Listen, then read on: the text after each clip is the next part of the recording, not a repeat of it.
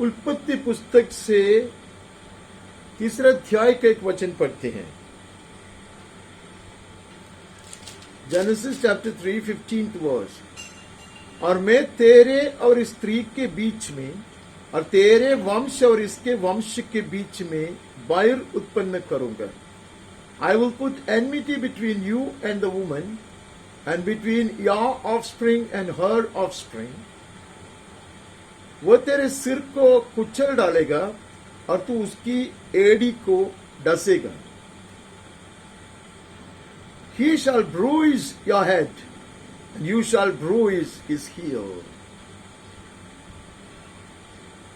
जब आदम और हव्वा ने पाप किया, शैतान ने उसको धोखा दिया, फंसा दिया, तब परमेश्वर सांब को श्राप देते हुए ये बात कहता, God will curse the serpent, the deceiver, so saying that there will be eternal enmity between you and the woman. ये स्त्री और तेरे बीच में सदा के लिए वैरता बने रहेगा, दुश्मनी बने रहेगा। तेरे वंश और उसके वंश के बीच में बैर उत्पन्न करूंगा, between your offspring and her offspring. Hallelujah. सदा के लिए यह वैर है। कलीसिया का दुश्मन है शैतान। कलीसिया हमेशा उसका विरोध करेगा। The church will continue to resist the devil, oppose the evil one, because there is eternal enmity between the powers of darkness and the church of God. हमें उसके संतान, स्त्री के संतान हम हैं। हमारे और शैतान के संतान हर तरह की दुष्ट आत्माएं हैं। The children of the devil are all the demonic spirits. And we have a warfare for eternity against them. उनके विरोध में हम सदा सर्वदा लड़ते रहेगा। आमीन। ये लड़ाई क्रूस पर हम देखते हैं कि स्त्री का संतान जो राजा बनकर आया है वो शैतान के सिर को कुचल डालेगा। आमीन। And this mighty king who is come as the son of a woman, he would crush the prince of the earth.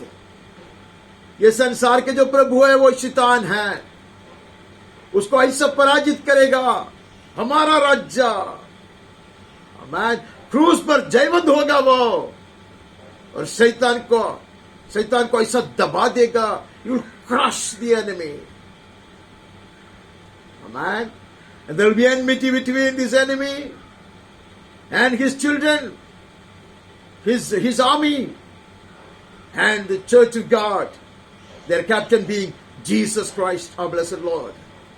हमारे कैप्टन कलीसिया परमेश्वर की एक सेना है। उसका कैप्टन यीशु मसीह है। हमारा राजा वो है। आमीन। ये राजा और राजा के संतान निरंतर ये शैतान के संतानों के साथ लड़ते रहेंगे, जय पाते रहेंगे।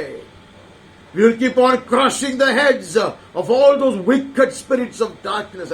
अंधकार की शक्तियों से निरंतर लड़ाई है। पहले पुस्तक में भी कहता है कि स्त्री के संतान आएगा और दुश्मन को कुचल देगा। This is the promise that will be fulfilled on the cross of Calvary. परमेश्वर का पुत्र आएगा, राजा बनकर आएगा, स्त्री का संतान बनकर आएगा। हालेलुया। मेमना जरूर है। While he was indeed and he is indeed the Lamb of God, he will come as the King and he will destroy the prince of the world on the cross. Man, as the son of a woman, the son of man. हम वहां से आगे बढ़ता, हम उसका निर्गमन का पुस्तक में चले जाता, 12 अध्याय से 1-2 वचन पढ़ता। हमें इन दिनों में बार बार ये भाग से पढ़ना पड़ता है। हम सिर्फ 12-13 पढ़ते हैं, 12 अध्याय का 12-13। क्योंकि उस रात को मैं मिस्र देश के बीच में होकर जाऊंगा, और मिस्र देश के क्या मनुष्य क्या पशु सबके पवलौटों को मारूंगा और मिस्र के सारे देवताओं को भी मैं दंड दूंगा, मैं यहोवा हूं. For I will pass through the land of Egypt that night. I will strike all the firstborn in the land of Egypt, both man and beast, and on all the gods of Egypt I will execute judgments. I am the Lord. Man, I will execute judgment. कहते मिस्र देश का क्या मनुष्य क्या पशु, सबका पवलौटों को मैं मारूंगा, मिस्र के सारे देवताओं को भी मैं दंड दूंगा. He is our king. Amen. While he is such a merciful, compassionate king, listening to the groaning of his people, he comes as a mighty king with iron rod in his hand to crush the enemy. जब वो कलीसिया का रोदन सुनने वाला, परमेश्वर का जन का रोदन सुनने वाला, दीन और दरिद्र का कराहना सुनने वाला, दयालु और कृपालु और करुणामय उद्धारक है, लेकिन वो राजा का समेत आता, राजदंड लेकर आता, दुश्मन को चकनाचूर करता, सारे देवी देवताओं को दंड देने आता. वो is coming to punish, execute judgment on all the gods of Egypt. Amen. That is what he does on the cross. Amen. वो सिर्फ एक परछाई रहा. This was only a shadow of what he would accomplish on the cross. The true king. Hallelujah. The son of a woman. The son of man. स्त्री का संतान. मनुष्य का पुत्र. Amen. एकमात्र राजा. वो ऐसा हर देवी देवताओं को दंड देने, हर तरह की अंधकार की शक्तियों को ऐसा दंड देने आया है वो. आमेन. He will judge the world. इसलिए यीशु ने कहा, the judgment day is come of this world. दुनिया का न्याय हो रहा है अब. The judgment has begun, said he. Amen. He showed it on the cross of Calvary. और उसको 13 वचन में पढ़ते, जिन गिरोह में तुम रहोगे उन पर वो लहू तुम्हारे लिए चिन्ह ठहरेगा. The blood shall be a sign for you on the houses where you are. When I see the blood, I will pass over you. मैं उस लहू को देखकर तुमको छोड़ जाऊंगा. जब मैं मिस्र देश के लोगों को मारूंगा तो ये विपत्ति तुझ पर न पड़ेगी और तुम नष्ट न होंगे. No plague will befall you to destroy you when I strike the land of Egypt. When I see the blood, I will pass over you. What a blessed promise. Even this was a shadow. यह भी एक परछाई रहा. अभी वो आएगा, राजाओं का राजा आएगा, न्याय करने आएगा. The ultimate King of Kings will come to judge the world. He will come. Hallelujah. But he will spare every man. He will spare every child which has got the sign of blood on the doors of his heart. जिसके हृदय के द्वार पर यीशु का लहू का निशान है, यीशु का लहू का चिन्ह है, उसको वो छोड़ेगा और बाकी को वो खत्म करेगा. Amen. No plague will befall on those on whose house the mark of the blood of the Lamb is. Hallelujah.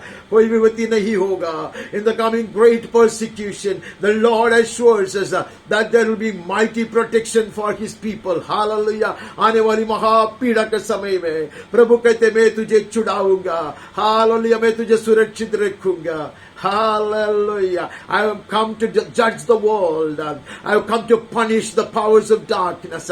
But my people, purchase of my precious blood, will be saved and protected, says the Lord.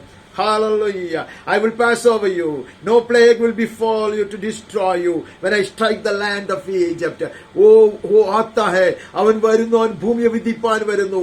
എന്നാൽ രക്തത്തിന്റെ അടയാളമുള്ള ഒന്നിനെയോ നശിപ്പിക്കുകയില്ല. മഹാ ഉപദ്രവകാലത്തും മഹാപീഡക്കാലത്തും ലോകത്തിന്റെ മേൽ ന്യായം വിധിക്കുവാൻ ഈ രാജാധിരാജാവായ കർത്താവ് ഇറങ്ങി വരും. ഹാലലുയ. രക്തത്തിന്റെ അടയാളമുള്ള ഹൃദയത്തിന്റെ കവാടത്തിന്മേൽ രക്തത്തിന്റെ അടയാളമുള്ള ഒരുത്തനെയും അവൻ പീഡിപ്പിക്കുകയില്ല, പീഡയിൽ കൂടെ കടത്തിവിടുകയില്ല. അവൻ നമ്മെ സംരക്ഷിക്കും. യേശുവിന്റെ നാമത്തിൽ ആമേൻ, ആമേൻ. This has been His nature from the very beginning. ये परमेश्वर का हृदय का स्वभाव है. His son did not die in vain. The cross will not go in vain. क्रूस व्यर्थ में नहीं जाएगा. उसका पुत्र ने क्रूस पर जीवन दिया हमें बचाने के लिए, छुड़ाने वाले आने वाले क्रोध से हमें बचाने के लिए. From the wrath of the Lamb of God, He will deliver us and save us. Hallelujah. लहू देखेगा. Hallelujah. मैं तुझे बचाऊंगा. I will spare you when I see the blood. Hallelujah. Thank you, blessed Lamb of God, for shedding your precious blood on the cross of Calvary. Hallelujah. And offering that to us to drink. धन्यवाद धन्यवाद परमेश्वर की महिमा. तू अपने आप को बलि चढ़ाया, तेरे लहू बहाया हमारे लिए और हमें पिलाया. हालेलुया. ये मिटाया नहीं जाएगा. This mark will never be raised off.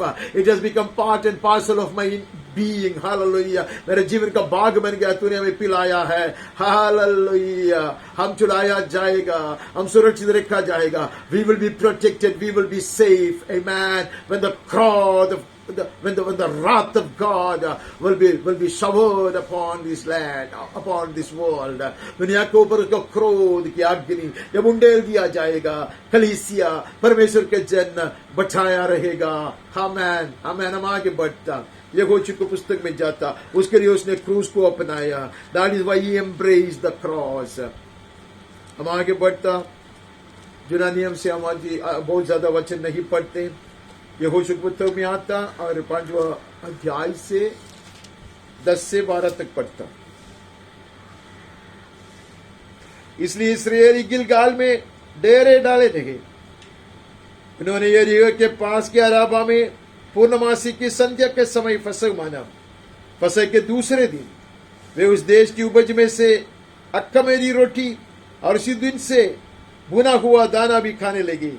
और जिस दिन वे उस देश की उपज में खाने लगे, उसी दिन सवेरे को मन्ना बंद हो गया. While the people of Israel were encamped at Gilgal, they kept the Passover on the 14th day of the month in the evening on the plains of Jericho. The day after the Passover, on that very day, they ate the produce of the land, unleavened cakes and parched grain. And the manna ceased the day after they ate of the produce of the land. Hallelujah. ये लोग मन्ना को जीते थे, मन्ना बरसाया जाते थे. और परमेश्वर ने उनको बताया था मन्ना जो है वो परमेश्वर का वचन है. मन्ना इसलिए परमेश्वर ने बरसाया ये दिखाने के लिए कि वो नम्र होकर उसको बटोरे. और परमेश्वर का जन सिर्फ रोटी से नहीं जीता, रोटी के ऊपर नहीं जीता, लेकिन परमेश्वर के मुंह से निकलने वाले हर वचन से जीता. God would shower manna for them to humble them and to prove to them that His children will not live only by bread, but by every word that comes out of the mouth of God. That was manna. And the very word of God became flesh. Amen. And will be crucified the very next day of Passover. फसह के अगले दिन वो क्रूस पर चलाया जाएगा. मन्ना काट दिया जाएगा. Manna will be cut off.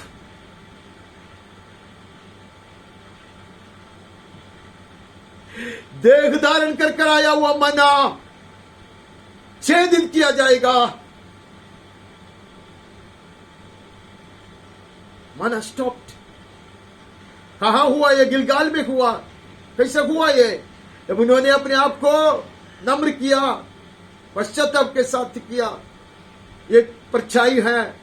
This is also a shadow.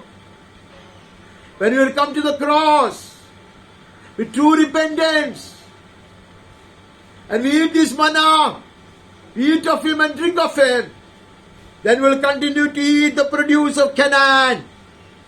There was no longer manna for the people of Israel, but they ate of the fruit of the land of Canaan that year. Amen. उस वर्ष उन्होंने कनान देश की उपज में से खाया. We have been called to feast on the Canaan's bounty. Hallelujah.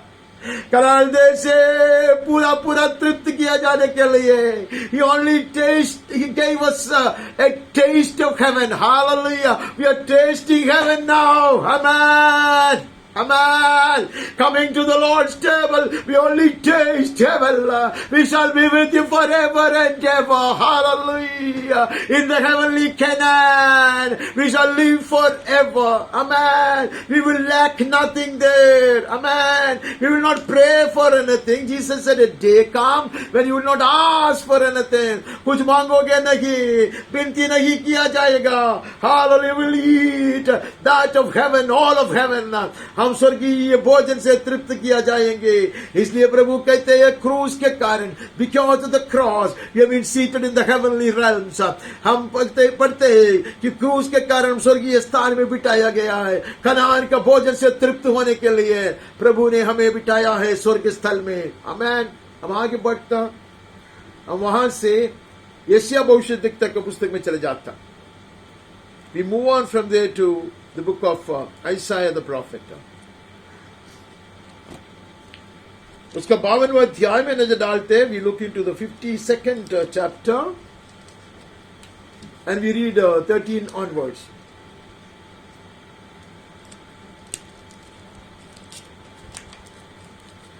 देखो मेरा दास बुद्धि से काम करेगा, ऊंचा, महान और अति महान हो जाएगा. Behold, my servant shall act wisely. He shall be high and lifted up, shall be exalted. वो मूर्ख नहीं है. It is not foolishness for Jesus to lay down his life on the cross. क्रूस पर उसने जीवन दिया. मूर्खता नहीं है जैसा अनेक लोग सिखाते हैं. वो मूर्खता नहीं है. It was not an exhibition of weakness, a display of his frailty. नहीं है. उसका कमजोरी का प्रदर्शन नहीं है. वो बेवकूफी का कदम नहीं उठाया जिसके कारण वो अति ऊंचा, अति महान हो जाएगा. He shall be exalted far above every other throne and every other name. Hallelujah. उसके लिए उसको बहुत कीमत चुकाना पड़ा. But you have to give a heavy price. लिखा है.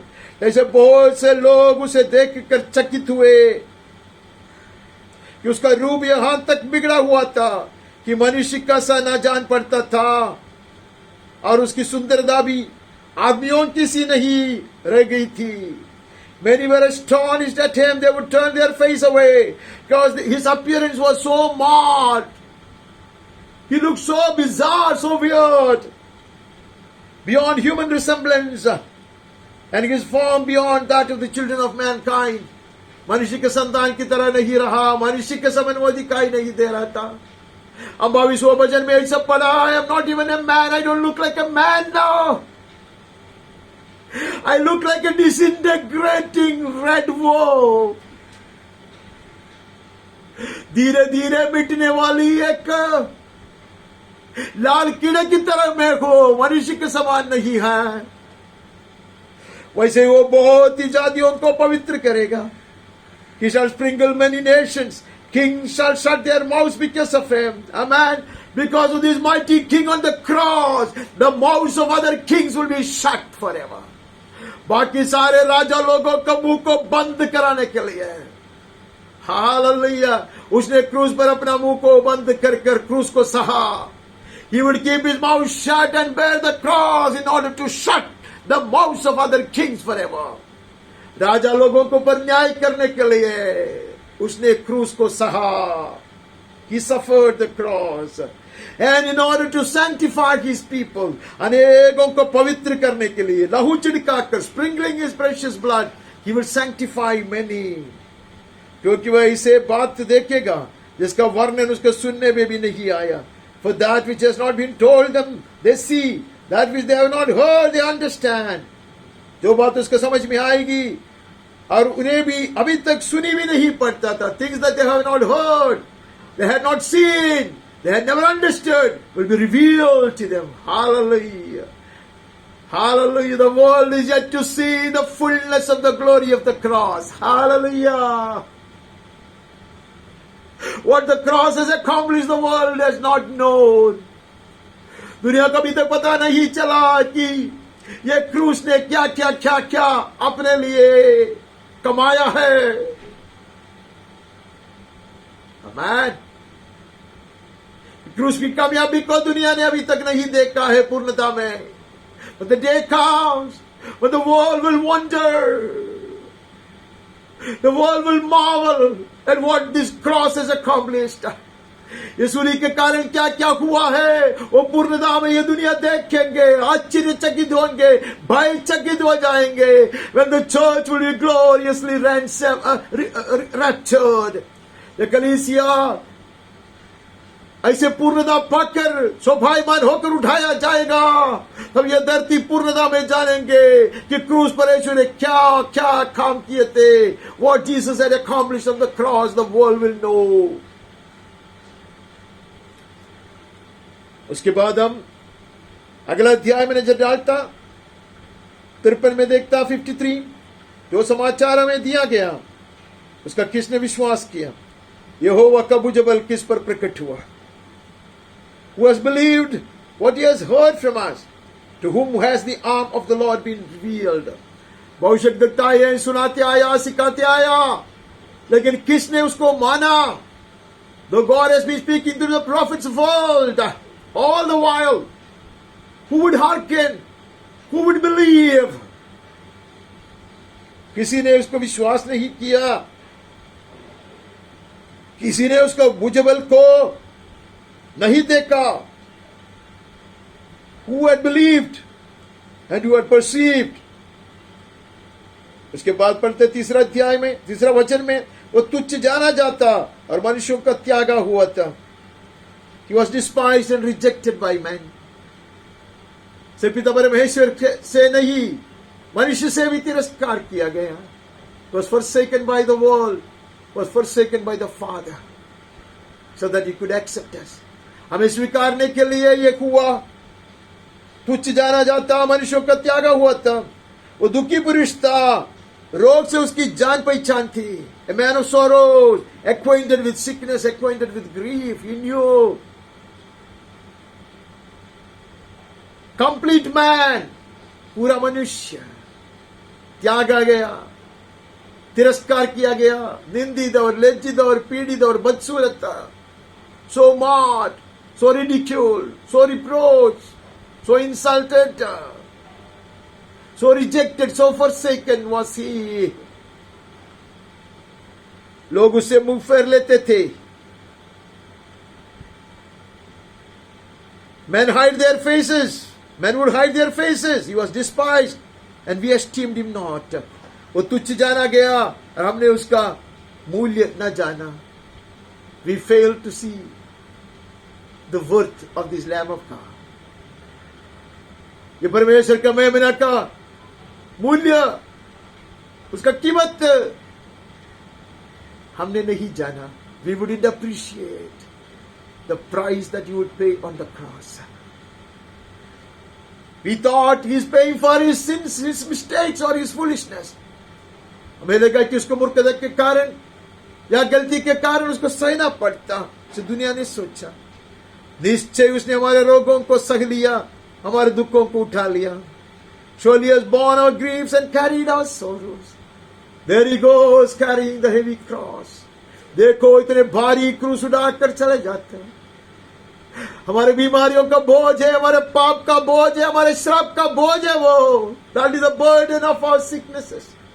Spiritual sicknesses, mental sicknesses, physical sicknesses. That is the burden of our sin, the sin of the world, the burden of our curse. मेरे श्राप का बोझ, मेरे पाप का बोझ, मेरा आत्मिक, शारीरिक, मानसिक बीमारी का बोझ उठाकर वो चलता, भारी क्रूस उठाकर. वो हमारे अपराधों के कारण घायल किया गया. He was wounded for our transgressions. He was crushed for our iniquity. हमारे अधर्म के कामों के कारण कुचला गया. उसका शरीर कुचला गया ताकि वो दुश्मन को कुचल दे. That he could crush the enemy on the cross. He had to allow himself to be crushed by the Father.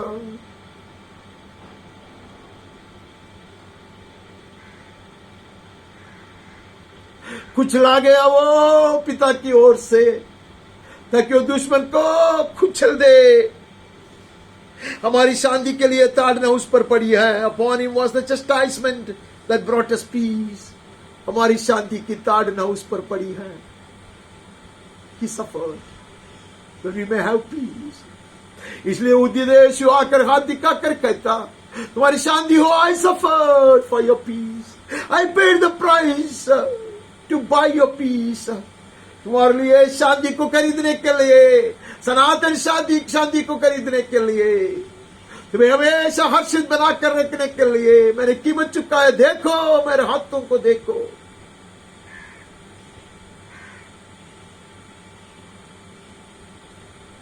आगे बढ़ता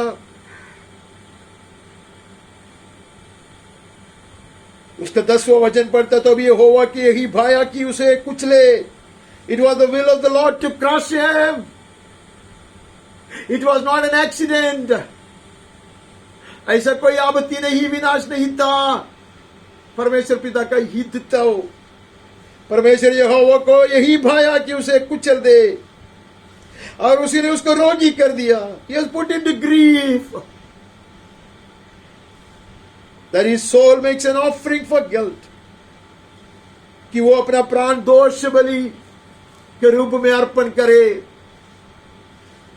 As a sin offering, as a guilt offering, when he offer his body, और वो अपना वंश देखने पाएगा। He shall see his offspring. He shall prolong his days. That was the pain with which he birthed us on the cross. हमें उसने जन्माया क्रूस पर। वो प्रसव का पीड़ा था यीशु का। That was his labor pain on the cross to birth me and you. मुझको और आपको जन्माने के लिए उसको प्रसव का पीड़ा था। वो देखिएगा, उसको सरदार को देखिएगा। He will see the new child, the new creation, and will rejoice and be glad. वो देखेगा उसके सरदार को, उसकी ओर से जन्माया गया नया सृष्टि पाए हुए कलीसिया को देखेगा और आनंदित होगा। उसके हाथ से यहोवा की इच्छा पूरी हो जाएगी। The will of the Father shall prosper in his hand. Hallelujah. पूरा परमेश्वर का पूरा हित को पूर्णता में उसने निभाया। He will accomplish all that the Father wanted. The will of the Father will be fulfilled in his life. पूरी हो जाएगी। आमेन। उसके बाद हम 12 में पढ़ता, इस कारण मैं उसे महान लोगों के संग बांट दूंगा, क्योंकि वो सामर्थियों के संग लूट बांट लेगा। Therefore I will divide a portion with the many. He shall divide the spoil with the strong, because he poured out his soul to death, and he was numbered with the transgressions. Hallelujah. I will divide him a portion. वो दुश्मन के चावरी में जाएगा। Hallelujah. He will get into the enemy camp and divide the spoil with his children, with the church of God. कलीसिया के संतान भी आगे बढ़ेंगे। कलीसिया के संतान दुश्मन के चावनी में घुसेंगे यीशु के साथ। हाल लूटेंगे। हालेलुया। लूट बांटेंगे सामर्थियों के संग। हम है वो जन। We are the mighty warriors of Jesus. हम यीशु के सेना के बल है। हम सेना बल के लोग हैं। हालेलुया। हम जाएंगे दुश्मन के चावनी में जाकर हम चुराएंगे, हम लूट लेंगे। हमें इसलिए कि उसने अपना प्राण मृत्यु के लिए उंडेल दिया। Because he poured out his soul to death. This will be the consequence. This will result out of his death on the cross. उसको क्रूस के कारण सिर्फ मेरे पापों की क्षमा नहीं होता, दुश्मन के चावनी में जाकर we will plunder the enemy. Hallelujah. We will divide the spoil. दुश्मन के चावनी में घुसकर हम ऐसे लूटेंगे। Amen. क्योंकि उसने प्राण दिया है क्रूस पर, अपराधियों के संग गिना गया है। He was numbered with the transgressors. He bore the sin of many. अपराधियों के संग वो गिना गया, बहुतों के पाप का बोझ उठा लिया। Behold the Lamb of God that takes away the burden of the sin of the world. दुनिया के पाप का पूरा बोझ उठाने वाला परमेश्वर की मेमना को देखो. हालेलुया. अधर्मियों में गिन लिया गया, वो मेरे साथ मेरे संग गिन लिया गया और मुझको छुड़ाया और मेरा जगह लिया. He was counted among the unrighteous. He was counted among the transgressors, and he pushed me away and he took my place as the greatest transgressor. सबसे बड़ा नीच पापी की तरह उसने मेरा जगह को लिया. बहुतों के पाप का बोझ उसने उठा लिया. He bore the sin of many. I am the one who gave him maximum pain. मैं उसको ज्यादा दर्द दिया. Makes intercession for the transgressors. अपराधियों के लिए विनती करता है, वो आज भी कर रहा है वो. Hallelujah. Not only he cried from the cross, Father forgive them. Even today he is interceding for us at the right hand of the Father. He is the King on the cross. क्रूस पर चलाया गया राजा यह है. आज हमारे लिए विनती कर रहा है. अधर्मियों में गिन लिया गया, अपराधियों की तरह जीवन दिया मेरे लिए और आपके लिए, और आज भी हमारे लिए वकालत करता हुआ स्वर्ग में विराजमान है. वहां से आगे बढ़कर हम दानियल की पुस्तक से एक छोटा सा भाग पढ़ते हैं.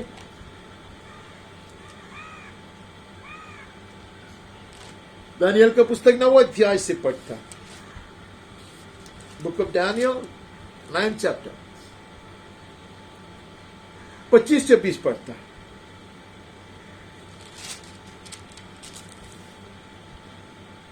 इसलिए यह जान और समझ ले कि यरूशलेम को फिर बसाने की आज्ञा के निकलने से लेकर अभिषिक्त प्रदान के समय तक 7 सप्ताह बीतेंगे.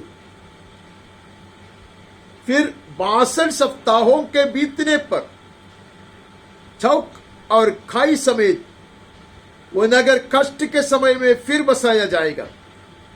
उन 62 सप्ताहों के बीतने पर अभिषिक्त पुरुष काटा जाएगा और उसके हाथ कुछ न लगेगा, और आने वाले प्रधान की प्रजा नगर और पवित्र स्थान को नष्ट तो करेगी. After the 62 weeks, an anointed one shall be cut off and shall have nothing. And the people of the prince who is to come shall destroy the city and the sanctuary. कहते हैं यरूशलेम को फिर बसाने के लिए आज्ञा खुसरू राजा की ओर से निकला था. The king Cyrus would order that Jerusalem be rebuilt. From that day, the day that the word went out to restore and build Jerusalem, to the coming of an anointed one, the prince, there shall be 7 weeks. 49 years. And after that, 49 years for the rebuilding. उसके बाद वो कहता 7 सप्ताह, उसके बाद 62 years. After 62 into 7 सप्ताह के बाद ये सब सारे साल अभिषिक्त काटा जाएगा. He shall have nothing at all. He would have committed his spirit into the hands of the Father. ये दानियल को प्रकाशित करके दिया था. ठीक वही हुआ. कुसरू के मुंह से जैसा आज्ञा निकला वहां से होकर 69 into 7 उतने समय के बाद यीशु क्रूस पर अपना जीवन दिया. अभिषिक्त का वध किया गया. ये हमने पढ़ा है. ये साल के ऊपर दिन के ऊपर सब गिनती कर कर चर्चा करने के लिए नहीं कहा मैंने. दाऊद को पता था मेरा अभिषिक्त राजा क्रूस पर जीवन देगा. They will kill him. They will put him to death on the cross. वो काटा जाएगा. लेकिन उसके बाद एक हफ्ता है, वो कृपा का युग है. 70 हफ्ता में 69 हफ्ता खत्म हो गया. 69 weeks are passed with the crucifixion of Jesus. यीशु क्रिस्त का क्रूसीकरण के कारण क्रूसीकरण तक यह समय बीत चुका. भी 1 हफ्ता बाकी है, लेकिन तब तक एक समय है. That 1 week will be 7 years. 7 साल बाकी है. वो पीड़ा और महापीड़ा का समय है, उपद्रव और महाउपद्रव का समय है, लेकिन तब तक there is a grace period. That is what the church is enjoying today. Amen. We entered into grace through the cross. Amen. यीशु के कारण हम कृपा के युग में आ गया है. Jesus was opening a new way. Amen. यीशु ने नया मार्ग बनाया, कृपा के युग में हमें प्रवेश कराया. ये कृपा के युग का अंत होगा, कल इसे उठाया जाएगा, क्रिस्त विरोधी आएगा. The prince and his people will come and they will destroy everything. They will destroy the sanctuary. बोलो ये सारे चीज को खत्म करेंगे. क्रिस्त विरोधी आएगा. क्रिस्त विरोधी की आत्मा आज भी कार्य कर रहा है, लेकिन कलीसिया और पवित्र आत्मा उसको रुका रहा है. Even now the spirit of Antichrist is active, but then the church of God and the spirit both prevent them from showing off. उसको पूरा कार्य करने को नहीं देता, हम उसको रुका देते हैं. We are the hindrance and the church will be raptured and they will show their color. वो लोग अपने आप को प्रकट करेंगे और मिठाएंगे सब कुछ को. वो दिन आ रहा है, लेकिन कृपा के युग में, सुरक्षा के युग में प्रभु ने कलीसिया को प्रवेश कराया है. We are into this grace period. Hallelujah. Because of the cross. क्रूस के कारण है यीशु के.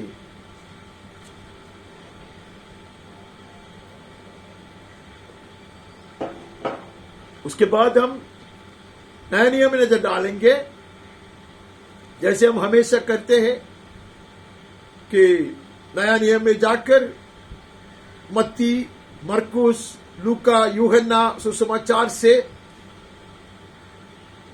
जो अंतिम दिन में कैसा यीशु को क्रूस पर चढ़ाया गया, उसका पीड़ा का अंतिम दिन, last day of his passion, how he was crucified on the cross, how they would nail him down to the cross, कैसे क्रूस पर वो लोग उसको कील से ऐसा फंसा देगा, मार डालेगा, उसका वर्णन आज हम नहीं सुनेंगे. We will not take time to go over all those incidents or those events and remind ourselves. We can read this today and meditate upon it. ऐसे भाग हम पवित्र शास्त्र से पढ़ेंगे, उसके ऊपर हम मनन करेंगे. लेकिन in such a situation like this, we will not be able to read all those passages and spend time meditating upon it. ऐसी परिस्थिति में हम आए हैं, ये कोविड के कारण, तब परमेश्वर को उपस्थिति में बैठकर एक एक भाग सुसमाचार से पढ़कर और पत्रिकाओं से पढ़कर उसके ऊपर मनन नहीं कर पाते. We will not have an opportunity to assemble together and meditate upon the crucifixion of Christ and the teaching from various letters in the New Testament. So I do not venture into that. मैं उसका यत्न भी नहीं करूंगा. लेकिन हम सचमुच एक बात करेंगे, एक कार्य करेंगे. हम सूली के करीब आकर उससे ज्यादा प्यार करने के लिए, उसने जो महान कार्य क्रूस पर किया है हमारे लिए, जो भी उसने कमाया है क्रूस के कार्य को पूर्णता से अपनाने के लिए अपने आप को हम अर्पण करेंगे. नया नियम से कुछ भाग पढ़ेंगे और उसके ऊपर मनन करेंगे. जैसा पवित्र आत्मा में चलाते वैसा हम ये बात को करेंगे. लेकिन पवित्र शास्त्र के नया नियम में नजर डालने से पहले हमने जूना नियम के आरंभ से देख के आया, भजन में से सुन के आया, कितना कठिन था ये समय, कितना बड़ा कीमत यीशु ने चुकाया है. तो हमें छुड़ाने के लिए, हमें खरीद लेने के लिए, हमें परमेश्वर का संतान बनाने के लिए, हमें जयवंत बनाने के लिए, दुश्मन को लज्जित करने के लिए, दुश्मन को कुचलने के लिए और उसकी चावनी में जाकर लूटने के लिए हमें सज्ज करने के लिए था.